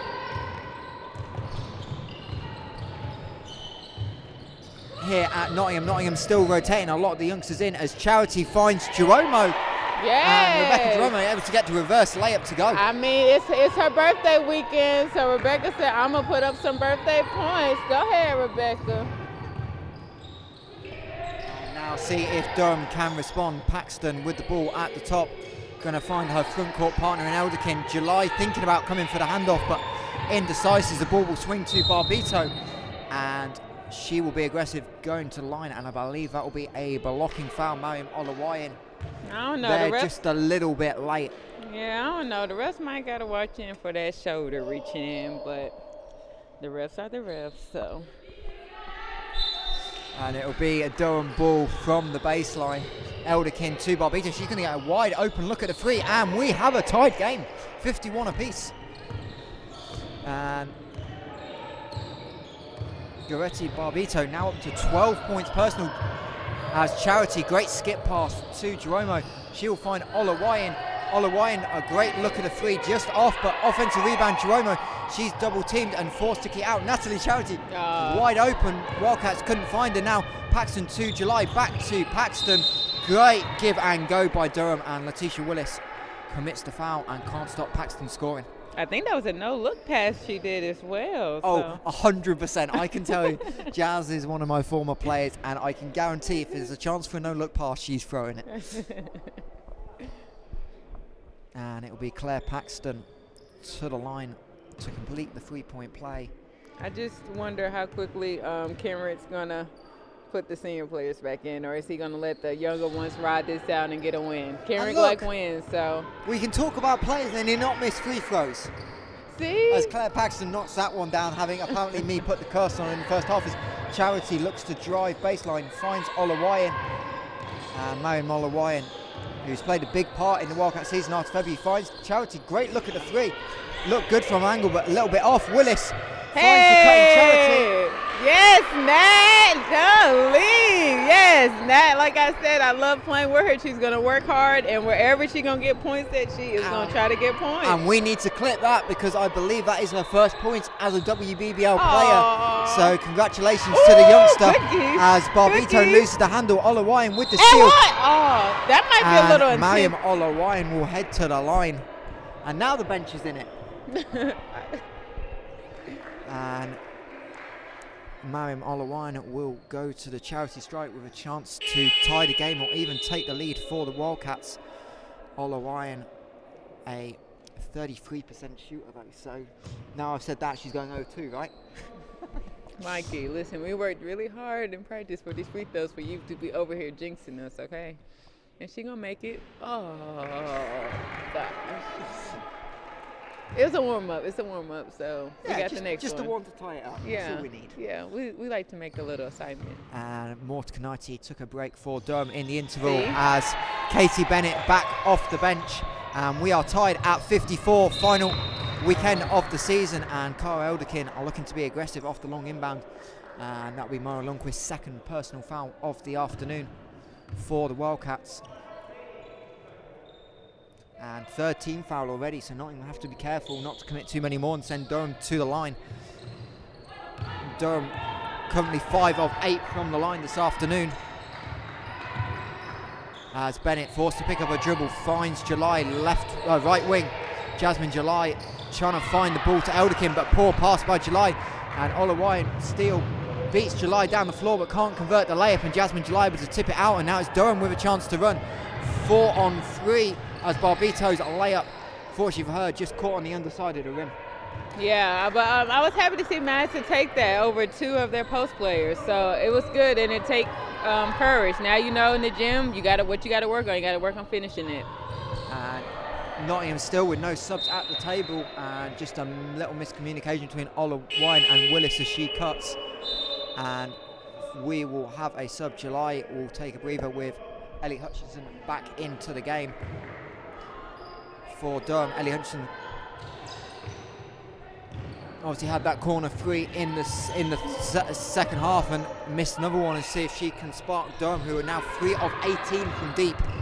Wildcats 3 of 15 as well, as Barbito's been a massive impact in the last few minutes. Yeah, she has. Drives to the lane and gets the 2 to go. Yes, number 5, she's been good. She's been everywhere. She's been scoring wherever she wants to. I mean, she's been nice with the floaters and just been playing. So it's good to see her out there. Is she a young one as well?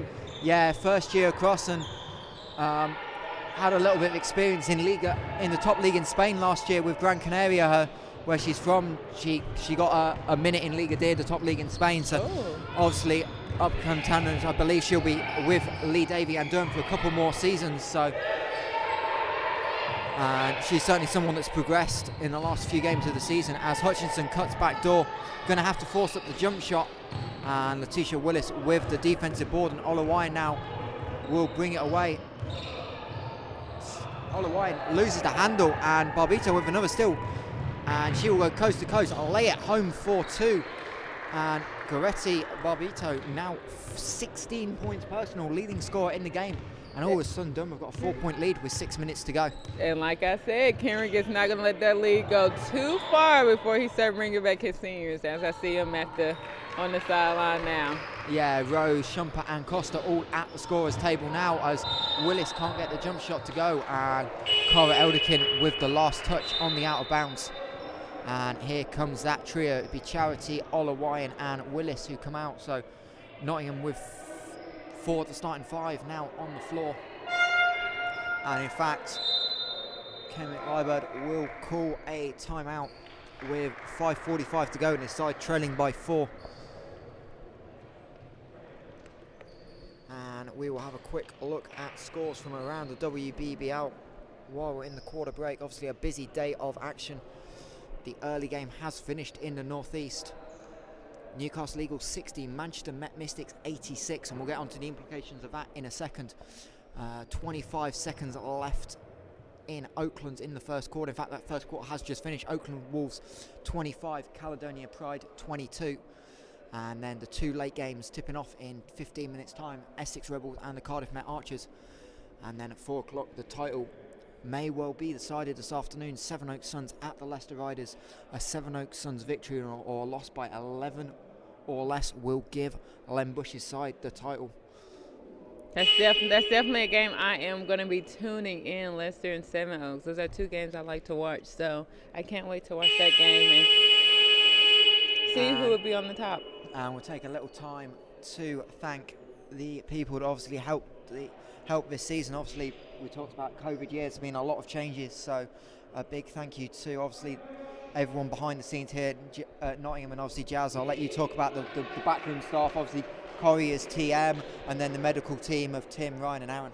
Yes, I just want to speak on behalf of the Nottingham Wildcats. I know they probably won't want me to speak on them, but I'm just going to say thank you guys for so much that you guys do. The game day management, that's Corey. She has done excellent. The media team and the production, we are just so thankful to have you. Like I said, this is our first year having this, and it felt really good to have you guys here, and we're just blessed to have you guys on our team. Yeah, and obviously from us from the live stream point of view as well, she made the graphic but left herself off. Tina. Oh yes, Tina, who's been doing a lot of the graphics for the live stream as well this year, and she's been a big help along with the people to our right, which we'll get to a little bit. But first of all, inbound play. Chloe Gaynor goes to a little hook shot, leaves it a little short, but a great look off the inbound play. Yes. And Kevin Liebert looks a little bit disappointed he doesn't get the coaching assist. It's always nice to draw up a play that works as a coach out of the timeout. Yeah. And now see if Durham can extend this lead. That's 4. Paxton nowhere to go. Has to find Barbito. She fires at the 3. Probably the right person to go to. Exactly. She has the hot hand, but the 3 just a little off. And Durham's still struggling from downtown. Simone Costa now finds Gaynor, just about avoids Paxton. And it will fall into the hands of Shania Rose. Chelsea Shumpert 6 on the shot clock, waits for the screen's going to stop as Bennett goes under, and Chelsea Shumpert does what she does best. I mean, when Chelsea hears the shot clock now go down, it's like she loves to get the test. She loves to have the ball in her hand, and who else would you want in her hands when you hear 5 seconds unless she is going to be a guaranteed bucket? I'm trying to tell these people. Yeah, Ooh. And I know we were talking earlier about moments as Shania Rose finds Moa Lundqvist. Moa Lundqvist maybe got away with a little double dribble there. That definitely didn't look right, but what is right is getting the ball into the hands of Chelsea Shumpert, but unfortunately the 3 just a little off this time for Shumpert, who now is into double digits with 10 points personal. And Durham now, Bennett closely guarded by Shumpert, top of the key, 10 on the shot clock, nowhere to go, finds Elderkin down low. Elderkin loses the handle, saves the ball, has to take the tough turnaround. And Cara Elderkin showing why she's in contention for Player of the Year. I'm telling you, that girl is a threat, man. She can do it all. Hook shot, fade away, everything.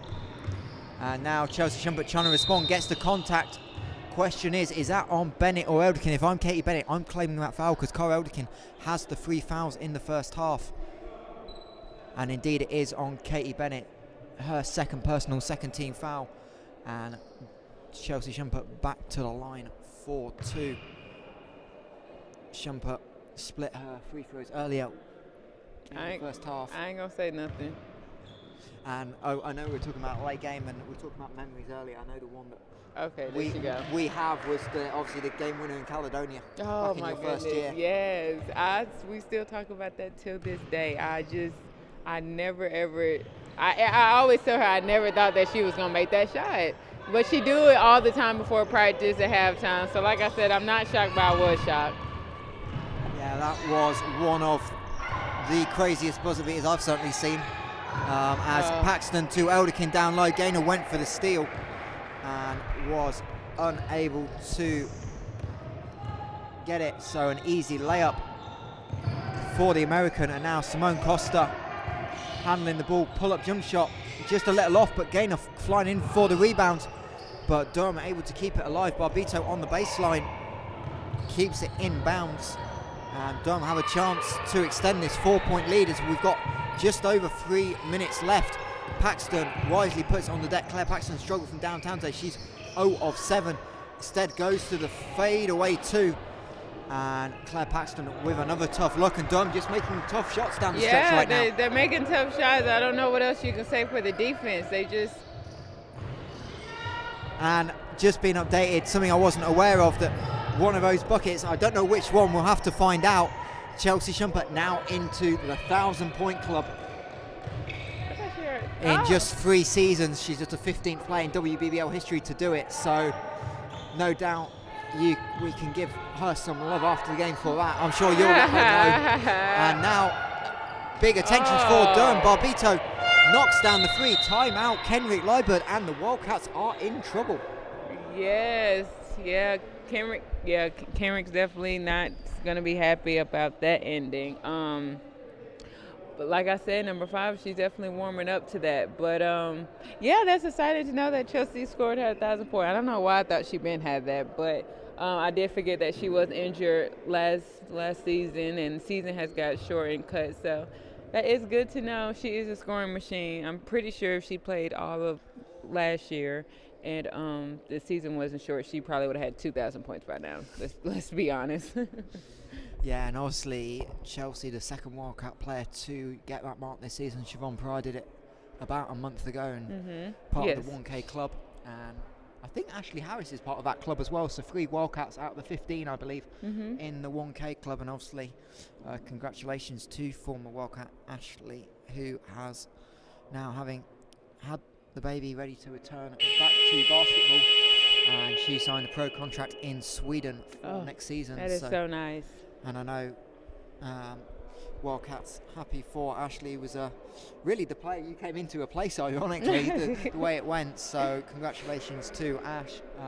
But now, what do the Wildcats need to do to get back into this game? With 2.5 minutes left. I mean, at this point, we got to get stops. We got to stop number 5. We got to stop the 2 post players, because as we see, they, no matter what, in or out the playoffs, they still want to win. Everybody wants to win. So especially want to win at the Wildcats arena. So hopefully we can get some stops and we can get some scores. Yeah, and it will be Durham the first out of that timeout. The northeast side winning this 4th quarter 19 points to 9. And that's what's given them this 9-point lead. Wildcats on the floor with some extra shooting now. Maisie Everson in off the bench, and she'll be alongside Shumpert, Rose, Costa and Lundquist. And Wildcats into the horn set, see what they can do. A wide open jump shot is for Simone Costa, in and out, but big rebound. Shania Rose keep it alive, and she'll find Everson. Everson run off the 3-point line. She'll take the pull up 2. And again, Nottingham just struggling from downtown this afternoon. And this game is now hinging on the defensive end. The Wildcats need stops and really to force some turnovers for Durham. This Durham side just with 13 turnovers this afternoon for 6 Wildcats points. And so far, Wildcats got a good defensive possession going, but they need to finish it out. Bennett steps on the baseline, and there's the stop you need. and now you need to try and get some scores. Yes, definitely. Like I said, even though the seniors wasn't out there playing for majority of the game, the seniors still want to win this game. We want to win this game, and we want to, finish our season off good. Just a little correction from Half Court Hoops UK is in the chat. Thank you for all your stuff we do with the stats as Rose turns it over. Chelsea's 1,000 championship points, 1,300 in her career. Okay, I was going to say, I'm pretty sure that girl Ben had 1,000 points, but and now Katie Bennett to Paxton Durham using the shot clock wisely, but Elderkin cutting to the hoop, and that's really been the undoing for Nottingham this afternoon. Durham's off-ball movement and the cuts to the paint. And now Lee Davey encouraging his team to find Chelsea Shumpert. We know the ball's going to go down, and Shumpert in and out. Costa is called for the offensive foul, and to be honest, we had bodies in the way, so we have no idea what happened. But referee Patrick Jano really quick to call that as an offensive foul, and Nottingham now probably have to go to the foul game trailing by 11 as we actually get a look at the replay. And good call by the referee. Simone Costa tried to bring it out, and Barbito there to take the charge, and no doubt she's been the star player for Durham in the second half. Yeah, she has been. Like I said, on both ends of the court, she's a very smart young player. And now Durham just trying to take the air out of the ball and run the shot clock down. Wildcats trailing by 11. Reminder that stay with us and we will bring you post-game reaction from both camps as Hutchinson, guarded by Costa, has to give it out to Paxton. She'll force up the three off to the left, and the rebound by Simone Costa, who was able to beneficiarise the battle between Elderkin and Lundqvist down low. Shumpert's three off. Wildcats again able to keep it alive. Lundqvist doesn't shoot many threes, but she'll fire one up in and out, and Durham with the rebound. Shot clock turned off, and it looks like this game will be done. Durham picking up back-to-back victories on the road this weekend against Oaklands and Nottingham. And that will do it from the Nottingham Wildcats Arena. The final home game for the Wildcats ends in a loss as Nottingham look to build into the playoffs, and they fall to a 58-69 defeat. And Jazz, just your initial thoughts on the game? Well, that's sad. I mean, this is our last home game, and to know that we went on a loss, but I think it also should let the young ones know, like, you got to be ready, We have the seniors, we have a thing of, going out there playing and trying to win, so I guess this will put more impact on the young ones, like, you got to be ready at every time, Yeah, for sure, and obviously Wildcats have a chance to get some momentum going into the playoffs with the Wednesday afternoon game against Oaklands. Yes. But obviously even then the focus now still firmly on the WBBL playoffs, and the Wildcats today confirming that they will play the Manchester Met Mystics. Yes, that's going to be another good one. That's going to be exciting. So that's going to be something that I cannot wait to see. I can't wait to be in that atmosphere. Like I said, Manchester have a great team with Georgia Jones and the experience of Rian Bailey, and they have a lot of shooters over there as well. So it's going to be a good matchup. It's going to be good. It's going to be intense, and I can't wait to see it. Well, we are going to take a very brief break just to set up the post-game interviews, and stay with us, and we will get you reaction from both Nottingham and Durham in a couple of minutes' time.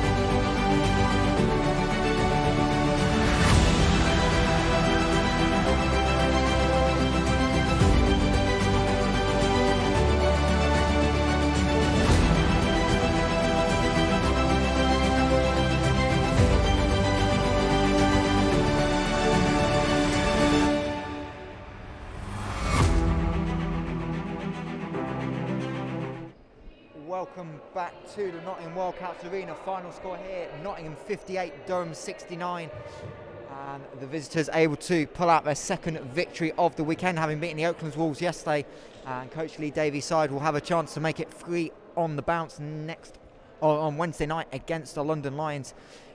Obviously, Nottingham won't be too disappointed with that loss, running the youngsters a lot today.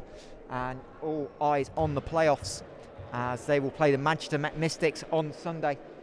And we are just trying to find out who's coming over first. I believe it will be Kenrick and Chelsea for the Wildcats. And indeed it is, first of all, Kenrick Liebert making his way over.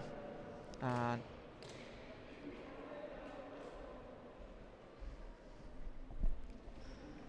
hey. And so Kenrick, obviously the game really changed in the fourth quarter. Durham outscoring you, I think 21-9 in the fourth. What changed for you offensively in the fourth that you couldn't get offensive rhythm? Well, I mean, we put some people in some positions that they're not usually in, and they panicked, and it ended up being simple things. We get caught on an out-of-bounds play where the ball gets out-of-bounded straight into a three-point shooter who hasn't hit any all game and hits their first one, and then we turn the ball over and give her a wide-open layup, and then we get the coverage wrong and we give up another 3, in a game where and we missed 2 layups at the same end, so just trying to put, we decided to rest some people. We chose not to play praise today, and we put people in positions to win a game that they necessarily haven't been in that position all season, and we weren't able to do it. But they played well. They did a good job of hitting shots down the stretch, and we didn't. And just talk about some of the youngsters. Obviously, you're trying to find some to give some minutes to. And who, obviously, Maisie came in today, knocked a couple of threes down early, and gave you a little bit of a spark in that first half in particular.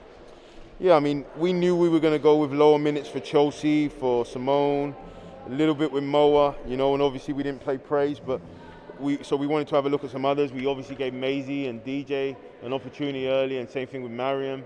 I thought Natalie did well and handled the ball well, looked more confident and comfortable with the ball. And then I thought Letitia did well. Letitia battled and on the board and gave us extra possessions. But again, it's that time when it gets really tight, when it gets really difficult, and you're putting somebody in a brand new situation that they're not used to being in, that can become difficult. And obviously, I know you were coaching. We were able to keep an eye on the scores, and I'll let you know you've got Manchester in the playoffs. So obviously that's next Sunday. I know you've still got Oakland's, but really now the priority is the playoffs for you. Yeah, definitely. The priority is about us trying to continue to build on what we've been doing, continue to make sure that we're disciplined enough to do the right things down the stretch, and just, hopefully we take that into Oakland and then we take that into the Manchester on Sunday. Well, Kenrick, we'll get you low finish off, and thank you very much for your time all season. Appreciate you. Thank you very much. And hopefully we will bring over Lee Davey in a second just to get his post-game thoughts. So obviously Durham, unfortunately for them, out of the playoff contention. So they will wrap up the season on Wednesday. And Nottingham obviously have the playoff game to focus on now.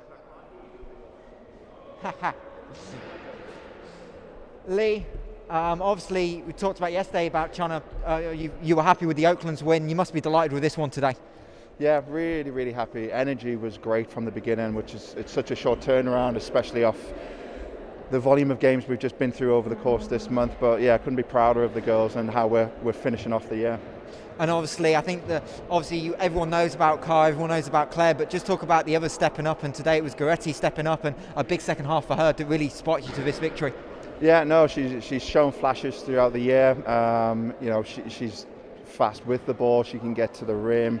The decision-making process is still an ongoing thing, but it's getting there game by game, and I think that she's got the ability to catch and shoot, which she's shown as well today. So yeah, really happy with her production today. I thought Katie, this is the best she's played against Wildcats this year. I thought she did a good job kind of managing the game. She got into the lane, made some great decisions, and kind of kept us in the game early, which then allowed the others to kind of do what they needed to do later on. And obviously, you've just got the final game to go against London, but how nice is it to get a winning streak going, and how big would it be to pick up another victory on Wednesday to take into the off-season if you win 3 straight to end the year? Yeah, it's huge. I mean, I know people are playing who they're playing, but we can only do with who's on the floor against us, and we're showing up and we're respecting whoever's on the floor at all times, and we're trying to win every possession as we have all year long. And yeah, it's a good positive way to finish the year out, and a lot of things that the players can take forward into the off season, and next season is very fast approaching. As always, well, Lee, we'll let you go. Thank you for your time as ever. Oh, Michael, you're doing an amazing job. I love it. Thank you, and we will head over and get the final thoughts of Jasmine Joyner as we wrap up the season coverage here in Nottingham. And Jazz, I'll just fix your microphone. In fact, use that for a second. And Jazz, just talk about obviously the impact of the season for you and how you think the season's progressed for the Wildcats this year. The season has progressed very, very, very well. Like I said, we have been through so much, but the whole COVID regulations and then injuries. I don't even remember how long our starting five has, stayed stable. So, like I said, it's very interesting, and I just feel like we're progressing with the group that we have now, and it's going to be interesting how far we go at the end of the season. Yeah, for sure, and obviously the focus is the playoffs next Sunday against the Manchester Met Mystics. Make sure you keep an eye on the Nottingham Wildcats socials. When tip time is confirmed, we will get that published. Obviously, that game live on the Sky Sports YouTube for you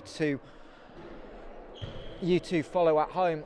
And as we wrap up coverage here for the entire season from Nottingham, big thank you once again to the game day management crew of Corey, Aaron, Ryan and Tim, and then obviously from our point of view on the live stream side, Kieran, who's done a great job all year of setting up the stream, and then the help we've had from Anna, Alina and Sammy on the camera, scoreboard and running the stream for you all at home. We hope you enjoyed the coverage, and for a final time in the 2020-2021 season, Michael Hansen-Morris signing off from the Nottingham Wildcats Arena.